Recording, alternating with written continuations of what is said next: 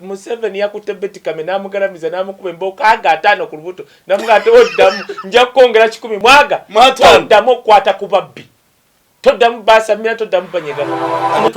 Do you know President Museveni yakyasinza okukola mu government ekyovola ye Minister of Finance, ye Minister of Education, Minister of Advisory, ye Minister of Presidency. Is the advisor? Is the president? Yeyo. Yes. Kubanga bantu be yaleta bavubi. Kati yalina byekolera bakusobola okukwata ebimenke n'ebisodde ne babiwa airtime ng'olaba nogane kino ekikazi kiremedde ku media naye nga baagala mu myezi 5 ekyo kyekiba babakoledde diversion muve Kaluke Kayunga muve kono omusajja gwe bakutte muve ku balwanira eddembe be bakube amasasi mudde ku ebyo era buli tibye berago Bobi Wine najja n'akulembera Uganda eyo asobola okubonaabona emyaka 10 just okugezako ogikomya ku level Museveni we yagisanga netegedde gwe kyengamba kisobola okutwala Bobi Wine emyaka 10 okuddira Uganda weyina okuba ogizza ku mutindo Museveni we yagisangira kubanga Museveni yagize emabega emyaka nga 10 gwe mbuulirayo omuntu nagamba yimirizaawo jeno tukwate mundu tukube sasi olyewome nga Bobi Wine gwe twamulaba yewe mesasi nelikwata simanyi bicha magic ola naye yali ku esasi oli yakola pa nako njagala sabalwanyi adde wali si atulaga tanka njagala Museveni ayimire wali nkwate ekke nange kale yayimire mu mailo 2 tukube sasi aliyewo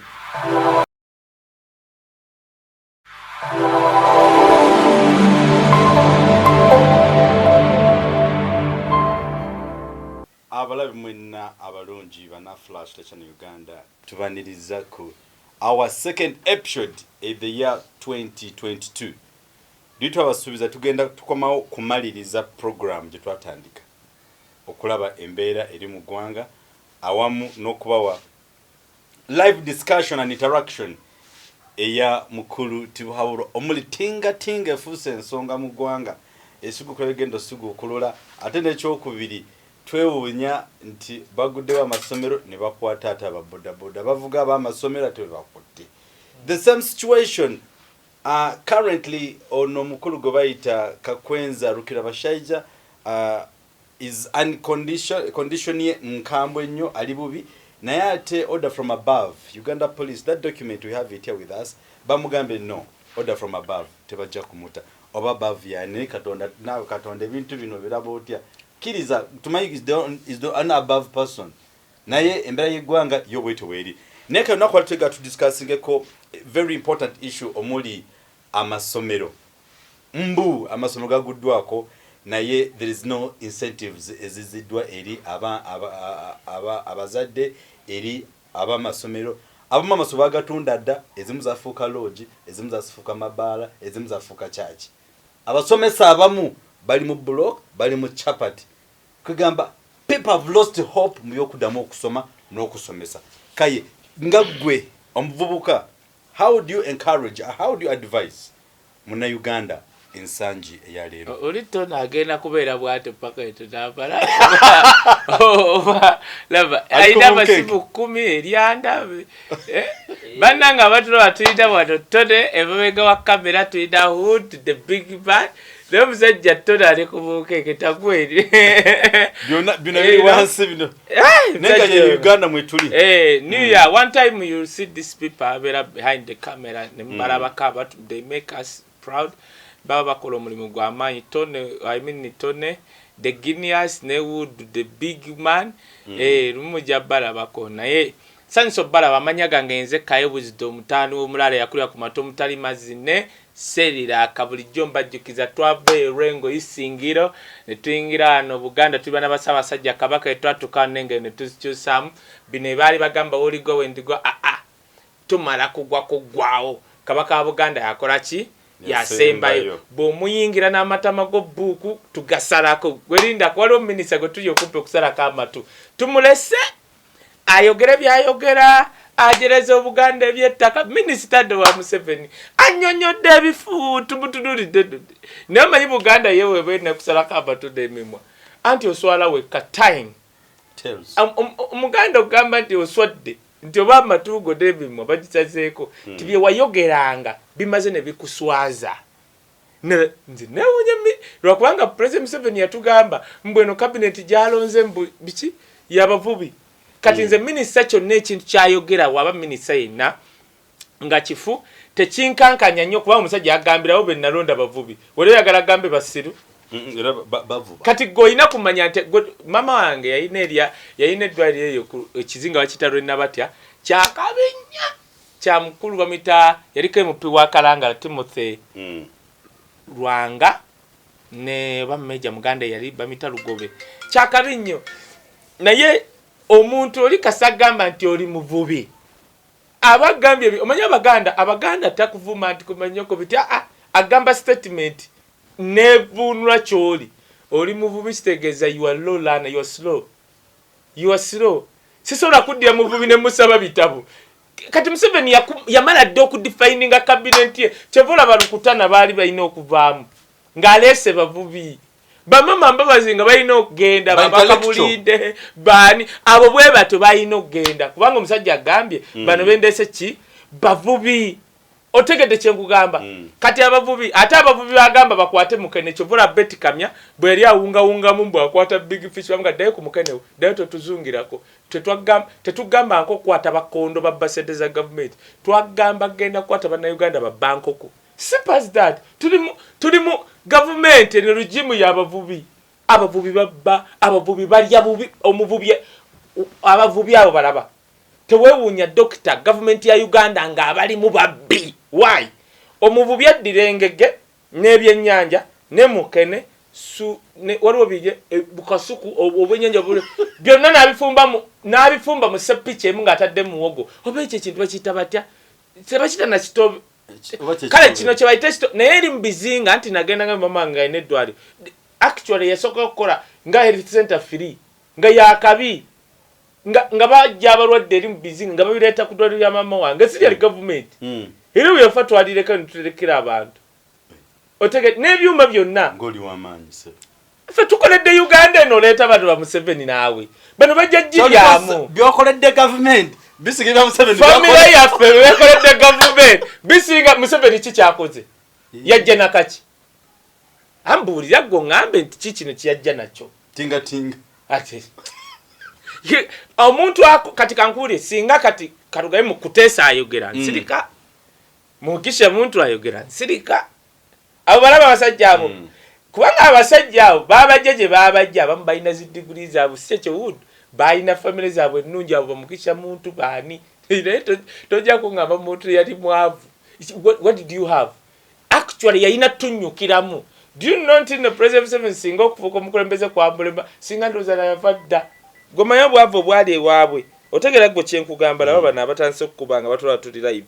otegedde kyenkugamba gwe gundi kakati kikyembaddeko eno government kati nkunnyonnyola ekyokulya ky'abavubi abavubi baddira ebyennyanja byonna ne babikuŋŋaanya mu sepiki baddira empuuta ne baddira engege ne baddira n'ebyenda by'engege oba n'emitu byonna kati bajja babipanga bakola batya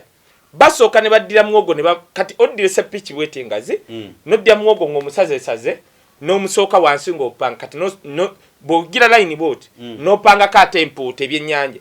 n'otaakako muwogo n'oteekako engege n'oteekako muwogo otegere kyeŋŋamba kati abantu batandise okuba tuli live bannange tuli live era tambuza linki eno gwe tebagamba tambuza linki ogambe muno genda ku Kaye Wisdom official YouTube channel genda ku Flashlight UG genda ku Point Media genda ku Charity Media zonna linki zaffe tambuza abantu bagambe banaye Kaye Wisdom yatuuse dda ekintu kyekyo ate channel ezo zonna buli wenzi gamba genda subscribe ng'onyige n'akadde waliyo ebintu ebibeerayo ebiri beta kubanga nkola nazo kati gowulira ebyo ebyokuli abavubi bafumba eguso piki bwe guti ng'ebyo n'empuuta muka n'ebyo nabiri wamu ne babirya beba abavubi kati tekikwewunyisa gavumenti ya President Museveni nga babba omusajja abba okuva ku Railo nalaba omusajja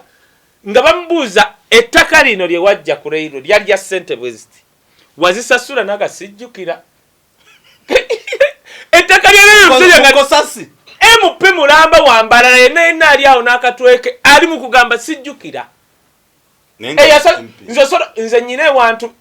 government munaife yatuyingirira era ndi kumpi ndoza kudduka doctor nange mutandika okunkolera bakiraki fundraising enyumba yalina okukola gundi bwe tuyingira mu bino ebintu naye nzijjukira poloti tinyina poloti yange enyumba yakoba mu gundi awo eriawo naye omusajja yagula ettaka lya Uganda Railway mu Kampala bamubuuzanga ye tajjukire oba yabasasula namugamba ssebo katukomewo enkya leeta ku mpapula zolina ku poloti 3 eyesimanyi ensambya eyawa naleeta emu nga yasasulako ku miliyoni oba bimeka yasasulako 10 ate ne 10 alese ebintu bya photocopy si bya original nga byonna tebitegeerekeka nenga inaini poloti ate mupi tuba tuli awo Betty Kama naleeta obukoweko wanti abukola bwati yasala bino bita bata ye Betty Kama mutege Betty Kama mu government ya President Museveni ye mukyala gomanyi asala bino ebisige naleeta kisirinza nasiga karo kakozebweka otegere oyo saba gondi wa government nkwata ko bamugobye ku njovu ne bamusindika mu mukene genda okwate mukene kati obo yagala obo nonya yagambe bwati bwe nkwata bine binyanja ebinene bamugobye Museveni yamuga nja kugalamiza nku pempoko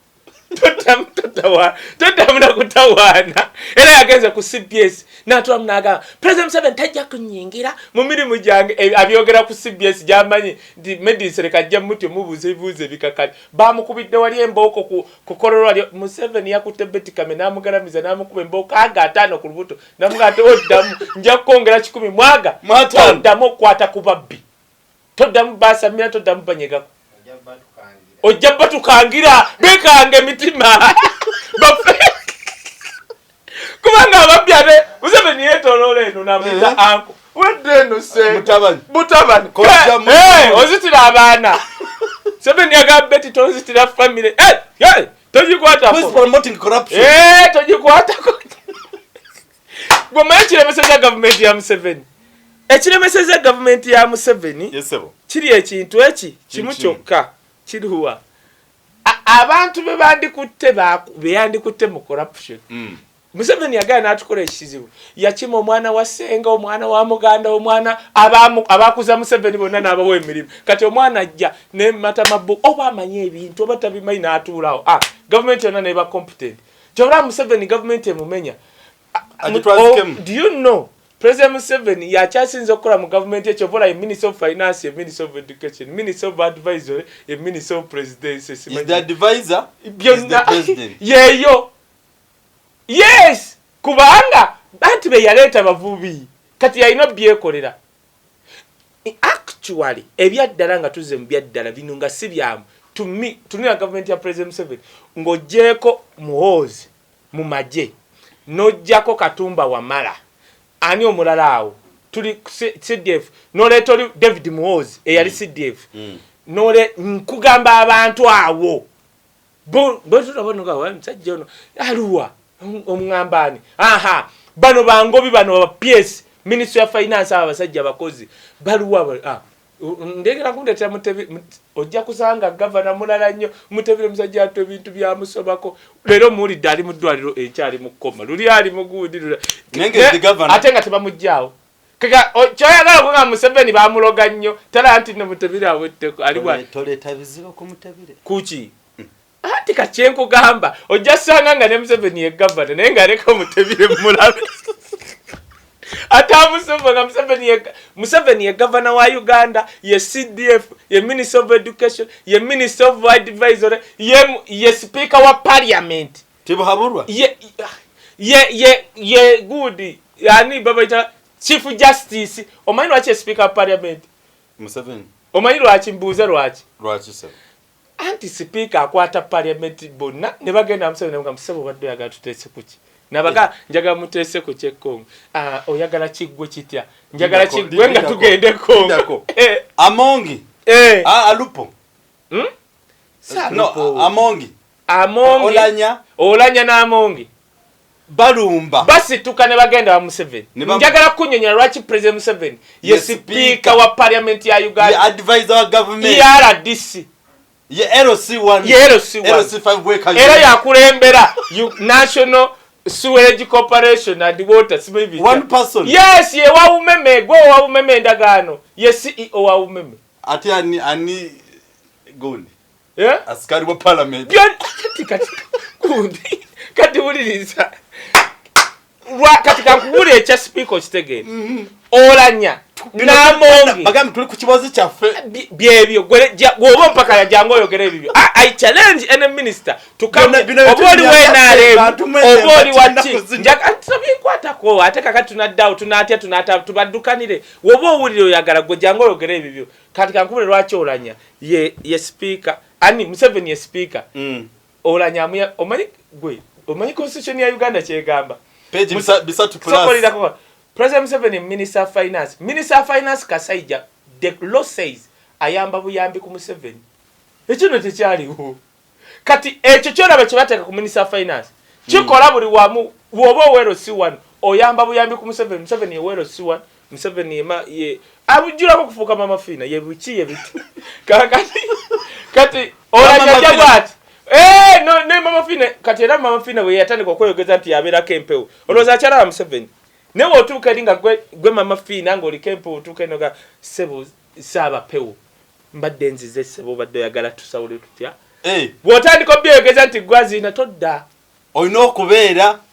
goba neki omusingako bachi bishop bagenda president Museveni abasomera ennyiriri gwolyo kirabyewo aleta bannaddiini bonna naga the Bible say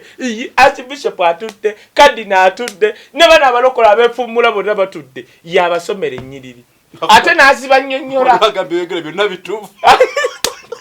naziba bamutaddola bagambye byonna bituufu kati gotogobera prayer omanyi nali ngobera ekyo ekintu prayer breakfast bakikopa mu America buli mwaka abeera prayer breakfast. President wa America ayita ababuulizi n'ayita ne baani atuula bw'ati tayogera ne bamuyimbirira watoto church yali egenzeeko wane Uganda bwe tukikopa manyi tuli bakopi bwe tukoppa bonna bannaddiini bajja baseeka biti kati bamala okujja Museveni yasembayo najja ne Bible naga you people you don't understand very well the Bible and interpret it naye musajja ono interpreting n'abagano bagate munkanga nyina n'omwana bamita Reverend ate simena bwe yafuuka Reverend ekyakyanne wisagamba oba yabasomera yagamba ne bannange mufuuka kubanga ono mwana muzadde juzi nekanga nga pastor ate kati bishop tinga kakati speaker kamaliza kye kya speaker President Museveni ye speaker wa parliament ya Uganda why Olanya n'okwefumula olaba Olanya yayogera oluzungu let me tell you the parliament is going to be so effective olaba Olanya byabayogera ebya byogerere eno atuuka eri akankana n'atonuwa bwati n'abanga kamukeni atuuka naga asebo here we've come this month what do you want us to discuss nga bagamba temwogera ku mafuta temwogera mu nyongeze sente mulete teka lya mbubi Olanya yayogera bwati His Excellency the President of Uganda all my the army chief the army chief the conqueror after Idi Amin, the only God we have, the only president we have in this world, the only who can carry this flag.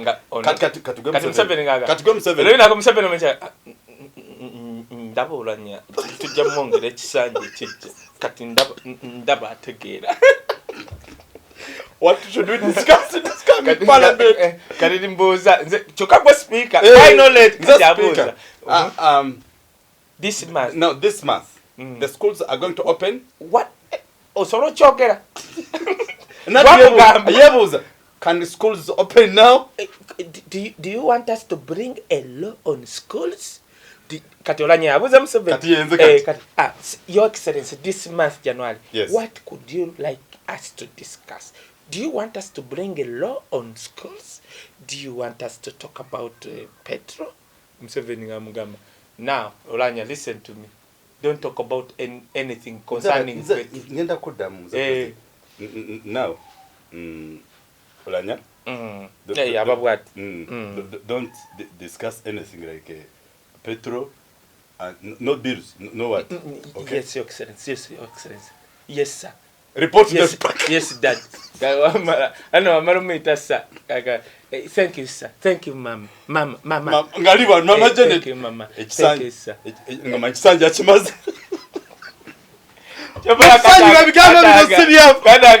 Kadaga kasata aliko kubuna amateka ngagamba president wavuddewo speaker ya bamugamba nyagambe kigamba bana Uganda batwala Kadaga tutte ajali Kadaga okuba Kadaga wamanyi jali oloza buchaba mulonda ali ayingidde ku parliament kubanga amaine wagende ne watagenda nothing is there otegedde lwaki Museveni ye speaker ye speaker ye minister of foreign affairs ye minister of internal affairs kati kankubule lwaki Museveni minister of internal affairs atula bwati nagamba from today NDPC atakube opposition leader osibula fire ochola baba bamulesewa oba minister of internal affairs Museveni is everything. Yes, ye mukulembeze wa kisawe kyennyonyi kyovola bendagaano ne kati ekisawe kyennyonyi kiraba njagala babuuza Katumba wamala endagaano zaakyo n'abakyayina oba Mr. of Finance oba kiina no finance tamanyi yavayo n'atugamba ekisawe kikyali mu ffe nkera najja naga mutusonyiwe ekisawe sibitegeera nagamba naye mutusonyiwe ekisawe sibitegeera kati mukwano gwange kiriwa kiwanuka yoyo kiriwa kiwanuka yonno mulaba omusajja yo mulaba mwangu omusaka boti buchembazi nga musajja mwangu musajja bulungi ye yavaira agaba parliament banange kisawe kya Uganda ekisawe tekina je kigenda ne bamugamba byoyogera byonna tubitegedde tulage ku ndagaano sizirina otegedde ezaba China ate so kigenda gena nga temumanyi mujja kera ku macha nga China yakitwala emyaka ng'etaano katika let me tell you lwakwanga bana Uganda tebamanyi okimanyi nti no Entebbe airport obupapula obwo tujjuza nga tutambula kuliko kati ennimi ezo yeggoma mbadde mukimanya ennimi ezo I stand to be corrected weziba tekuliko Luchina adize kugambye I stand to be corrected gwe aina kundi yako bakaita oli anoonya luzungu bobo kaina katuse screenshot katuse mkatusindikire I stand to be corrected irwa esawe kya Luswahili kya Kenya kya Tanzania ebyo kankubulire fe twaguminkiriza actually nga sinatuuke ndoza kanzire ku byesomero byonbuziza naye tegede kye ngamba very correct kasi abaganda bali basajja bagezi bagamba ewa bichi ewali omukka tewabula muliro ani antegede nti ekisawe basito kugenda kulaba banunga betonda amafuta gomanye endagaano ezirwa neza amafuta gwegenda olabe ewammwe Bunyoro obo abali ku ttaka ly'Ebunyoro badda mu buyumba bwa rumu zezi balinga babeera Kampala kati gomanye Bunyoro abasajja ababeera n'amayumba gawe wadde gattaka nga manene ku ttaka lye alina ettaka lye ekazi 10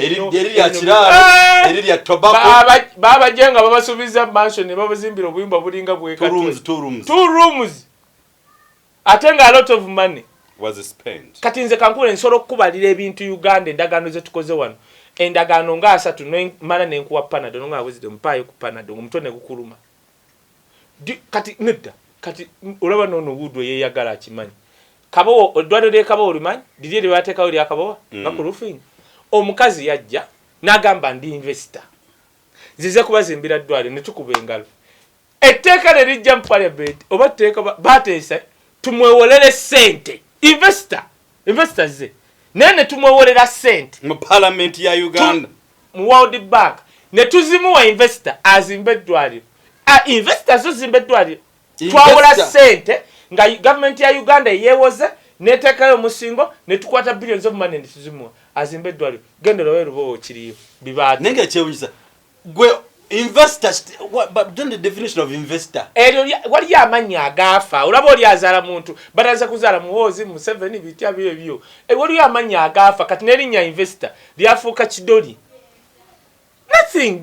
China meaning gotula wana ba China bayita ba investor aba China ba investor ba Uganda bayina passport ze Uganda batunda nigina babula ko kutuguza mmese kwa China bali mmese batunda emirambo era ogena kula wane obutale bwe China nga buzze obwe emirambo ne mmese bayina passport ze Uganda owe mchina bakuumibwa aba China obagamba nako dokita kankuburi Uganda yetaaga kati Uganda weri okujjako nga Katonda jeyo mukono ogw'amaanyi nagikwata bwati otherwise Uganda tesobola kudda. Era kati kankubule Bobi Wine najja n'akulembera Uganda eyo asobola okubonaabona emyaka 10 just okugezaako ogikomya ku level Museveni we yagisanga. Gwe neetegedde gwe kyemugamba kisobola okutwalira Bobi Wine emyaka 10 okuddira Uganda wayina okuba ogizza ku mutindo Museveni we yagisangira. Kubanga Museveni yagize emabega emyaka nga 10 ekisobola okutwalira kubanga we Bobi Wine simanyi ngeri gyakola mu bintu bye. Eno Uganda yeetaaga omuntu omujjagu asobola okugamba nti ino nga ze nga tayina kwegamba taze jibbamu naye ng'agamba nti kati nzize kukola. Otegedde gwe kyemugamba naye kale kinjagala okubuuzaamu olowooza tugenda kuddawa ng'ensi eno tezze mu mikono gy'oyo Charlie Bobi? Tugenda kubonaabona nnyo era abaana baffe tugenda batwala bafune obutuuze Southern Sudan kubanga mu myaka 5 Southern Sudan egenda singa Uganda. Tugenda bagulira tugenda batwale Southern Sudan. Omanyi Southern Sudan baneganda baliyo babatta babakuba embooko government ya Uganda tenyega naye ne bakubako munakenyogu government ya Kenya ireeta amaje abe Uganda tibanyega why abatukulembera ano nze nakiriza si bana Uganda they don't give a damn kuba na Uganda. Nero za mu Southern Sudan waliyo bana Uganda abasuka emitwalo 5 oloza lwaki baliyo nga baguminkiriza emiggo okuvumibwa rape baba raping abakola lwaki baguminkiriza because oli omuwala agende Southern Sudan naga kangende ndisikinga okundrapinga dani okubeera Uganda nga sina kyendya nga ngenda kufa embere ku rape embere eri Uganda yokaye ku rapinga kubanga embere ku rapinga owero dino wa police akwate kirasolo ku rapinga wolu wa police gwe bandaze ba rapinga omukazi ekiro ne batambudde yonna genda ku simanyi UPU Uganda simanyi police standard unit bitya olabe wotuukayo ng'ogenze kuwabirwa police olabe bagenda okutambuza bakutambuza n'obwoyo ne bukugwa ku migere nze nagenda n'empabiro wa police ne bampa ne baluwa deputy simanyi standard unit bitya nga nemulugunya kwa police they never acted kubanga bali baabwe muganda we RPC go wabidde nga amukwata omuwala bamurapinga mu covid bamurapinga fakuyo twabadde wane oba mwabira biwane embalala baita no mbalala ngogende jinja owa police osi kubanga babujjeyo mu kyalo bonna n'ebinnyo byago konna ne bakaba owa osi kakwate mundu buli nakabadde kakwate mundu ne kajja mu bantu nga kakuba amasasi ka osi nga abantu ba complaininga ddaku osi wawe mbalala yamaze yaso muwala wa myaka 16 agali mu nkubo kagamba akapolisi akamusabako omwana n'agaana bwe yazze mu kafiya kakubye owa polisi yakubye omuwala w'embalala si mbalala eri embalala waliwo kine emukono yamukubye amasasi bagamba oyo omuwala yali yamusaba dda n'agaana owa polisi yamukubye omwana amugamba sijja kulagaana busajja mmwe we yazze mu kafyu osi mu kafyu esaawa ezo nakuba amasasi namukubiramu biri mukono wano ngogenda jinja embalala abantu ne bajja ne bekalaka naye nga abantu bali ba complaining adda kwoyo osi nga tebalina kibakola gwegenda olaba amanyage bagambye solo kuba muganda ngoli osi nokola ebyo nosigalawo kati omanyi bakoze mbu bamukyusiza basolo musiba dine gwanga likurepinga ebikolwa bya Uganda era President 7 ebintu byasinzo tukola embere yokka ye kurepinga tono otegera kyengamba nti mu Uganda agende Southern Sudan n'atula bwati nagamba kambere wano omusudani wandindrepinga katonda ali kuuma dani okube Uganda ng'oli kubunkenko wa polisi akurepinga ng'akusanze gomanya bana Uganda ameka barepinze mu kafyu aba ba polisi bana Uganda be babbye aba ba polisi ne LDU kugambye kine kyabaddewo agali ku ground gagamba oyo osi yali yegomba dakawala nuna akawala ka myaka 14 tekanaweza na 16 nga katunda business yako chips nga akagamba n'akagaana bwe yazze mu kafyu sawa 2 yakubye bukubi masasi n'akakubiramu amasasi ne bamukyusa tebamusibye kwabiri mu kankubule dokita ebiri mu Uganda kyobula bana basajja bakutwala ke kitalya otuuka enoka kanjira mbere kitalya fe tuli wano kakati olaba tuli wano nze numirwa nnyo kulwa Segirinya buli wenkera ku macha n'endooza Segirinya mpulira bubi naye ngena nga wayi engaje babadde batamu abantu Segirinya soko obeereeyo basolo Segirinya ku bino byolaba katugenda kwogera ku bibaluwa bino byolaba ne kati Segirinya basobola mu kubanga nagamba ekibonyabonya Segirinya si misango egyo. Segirinya is the number one fundraiser wa Nuupu kyekyamukwasa bino byebijambya tebiriyo. Ndi wana I challenge government ongamba otya mu myezi 6 prosecutor wa government bamugamba leeta obujulizi nti Segirinya yatta omuntu gwe mugambe Masaka buli wajja tabubeera nabo asaba omulamuzi nti tuongezeeyo. Stupid of the highest order. Kankubuli eno government bonna boolaba bagenda mugenda puzungu yagatwekalakazize mu ggulu nesanga bino bikyali mu ggulu nze tola nti no Lucifer yatankula eggulu nemmala nsanga okuva kwakulembera NRM kwabyo ebya poliisi byonna ebiri mu gavumenti ya NRM wallahi ngenda tankula olutalo mu ggulu Katonda lwatalabangako nemmala mbasanga bano mu ggulu olutalo lwesobola okuteeka mu ggulu Katonda abatalulabangako kuva ku lulwe lwa Lucifer yabeeranga bwati n'ebiwawaatiro mbwayimba nze ndugula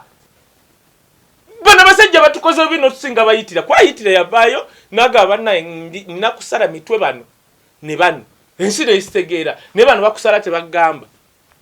ekyekibyenya abakusekera bwati naye nga amanye ekiraakima mutwe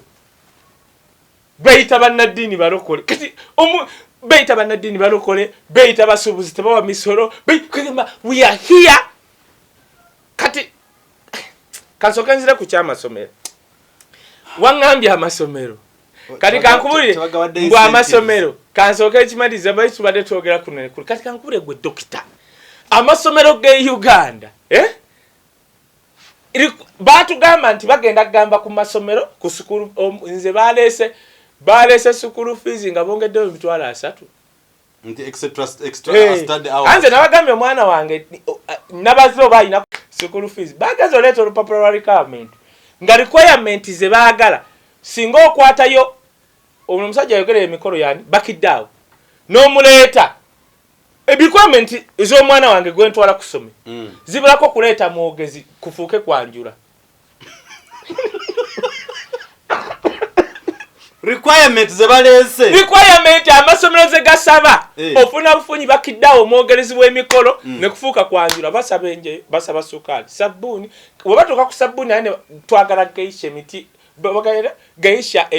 bino 15 ne twagala emiti 7 ne twagala enje 10 ne twagala kati enkumbi laba yo choose obera ku requirement no soma bot no choose olupapula okwata mukwasinga oyo ttone ne mga ttone jantugende obere mwogezi kubine bibansabye requirement z'abaana be basaba abaana baffe batusaba ku masomero ozitwala mu kwanjwa ne bakuwa omukazi kubuulira goloza Museveni tabiraba ne gavumenti ye babiraba abaana baabwe yagamba birina amaaso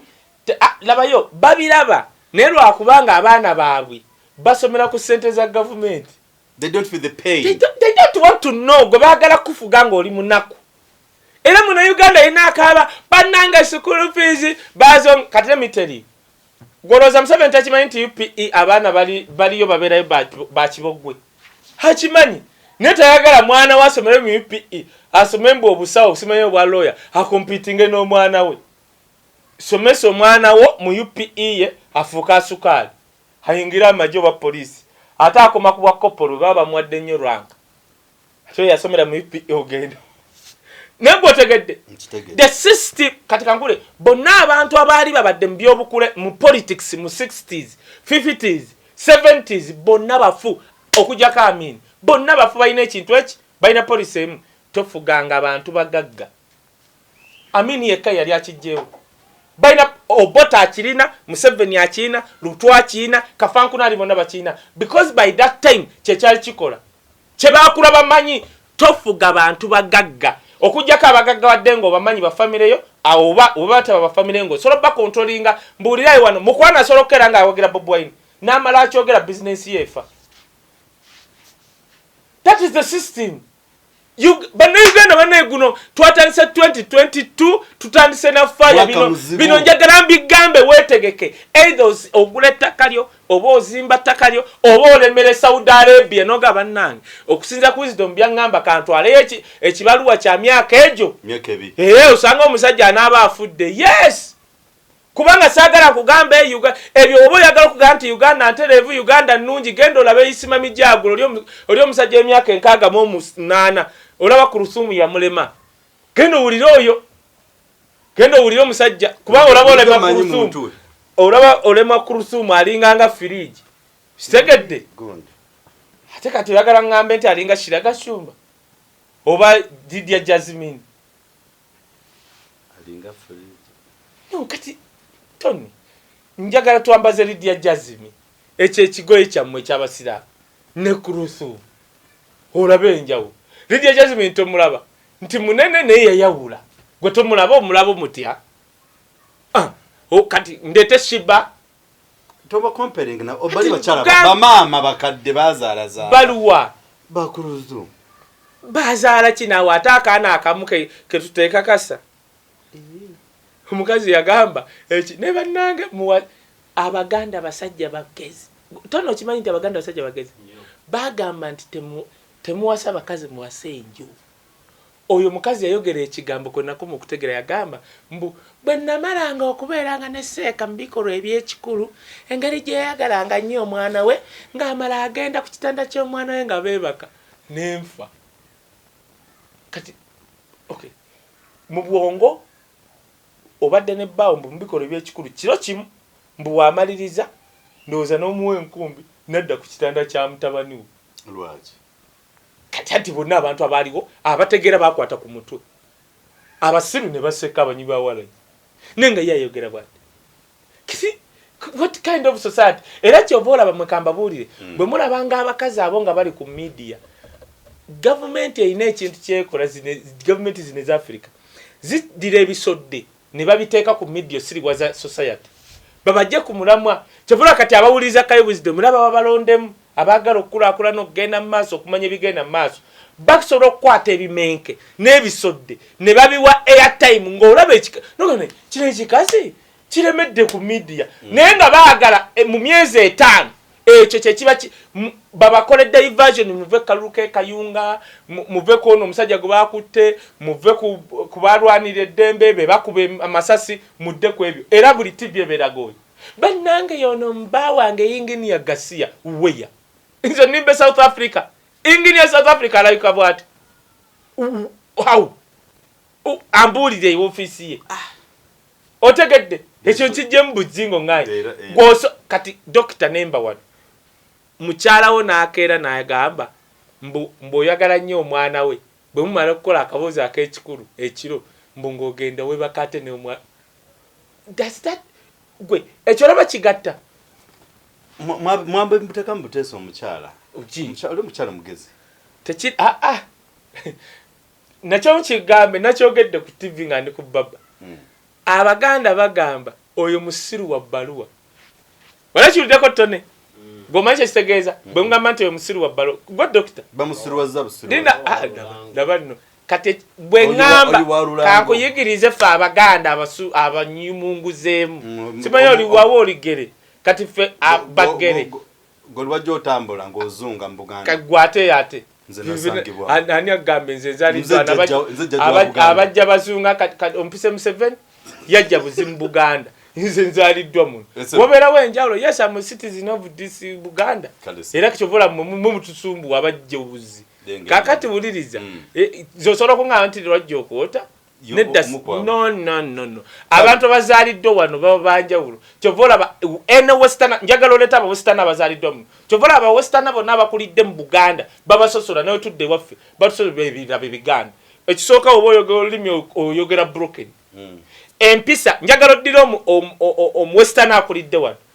aba yayawula ku muwestern akulidde waffe otegedde ku kyengamba kati nedda tugenda ku first family njagala otunire Natasha tunira Diana tunira Patience olabe engeri gye bayawula otwale baganda baba bakulidde mu Western Uganda balinga nte olabe bano balinga model two things nanka baba awukana n'entegeero negwe omanyira kwagwagana okukkiriza naye no kimanyi kankikudde mu bulungi Buganda Kingdom ye yaleeta Katonda mu Uganda Buganda Kingdom ye yaleeta Katonda wano bulirizo oyige ate koma okukyekya dokita abakati Buganda eta katonda kayemoli kanchiddemu anti wuliriza how mbuuza ewamwe nga mukyalina abachweza abasamize bano bempulya mwoza awaana bonna basamize wano mu Buganda olaba abakatuliki we bajja saabasajja n'abawa ettaka wali erubaga aprotestant n'abawa abasiraamu n'abawa n'abalokola abajja oluvannyuma n'abawa era ono senga wa kabaka wano eyakafa waliku eyalina ennyumba wali ayina enfudu zino enfudu zeyayimbako Red and Weasel nti enfudu z'emmengo oyo senga wa kabaka yalokoka mu 1960s yali ava eri kabaka njagala gomanyi we yali olaba katwenga ofuluma katwenga ku quality chemicals awo na waliwo kalitunsi nga bayitawo kabaka njagala bali mu mmotoka mbunalaba abantu abali bakuŋŋaane n'agamba muganda we n'ayimirira omubuulizi n'ayogera statement yali eji oyo omukyala n'ava mu mmotoka n'alokoka ne bamutwala mu kayanja kakabaka omubatiza era afudde mulokole kyovula namutobi ono omulokole pastor we yasooka ekkanisa ye wali ku nfudu wenyini emmengo otegeera kati nkubuulira obwakabaka obwo bwaleeta katono kubanga obwakabaka obwo bwandisazeewo ne busigala nga busamize otegedde kyopola obwakabaka bwa Buganda buli kabaka buli president ye najja n'abukuba gwe lindo n'amagenda ge buli abukuba awunzika wa bisiraani gendo na malalo gobote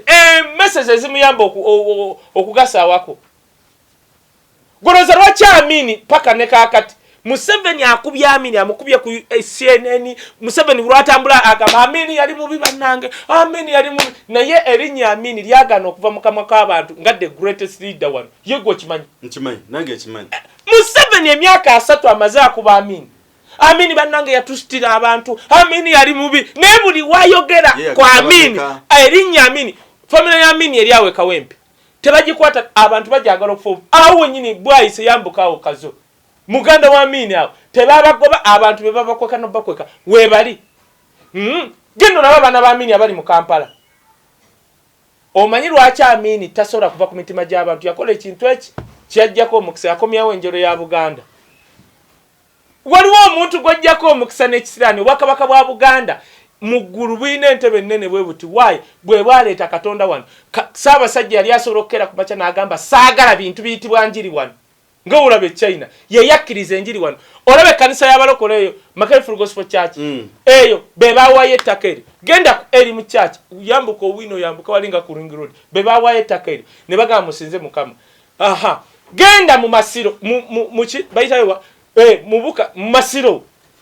waberaye ekyoto ky'okusaba pastor Michael Chazewa Omega Healing Center mama wa muzaala mumbe jalinganze bateka ekyoto ky'okusaba kati obwo bwakabaka mwobwamwe bwalinga busamiranga buno buleeta katonda nanjiri obwo bwakabaka Museveni ne wakera n'abuvuma n'agambuli basiru buli bitya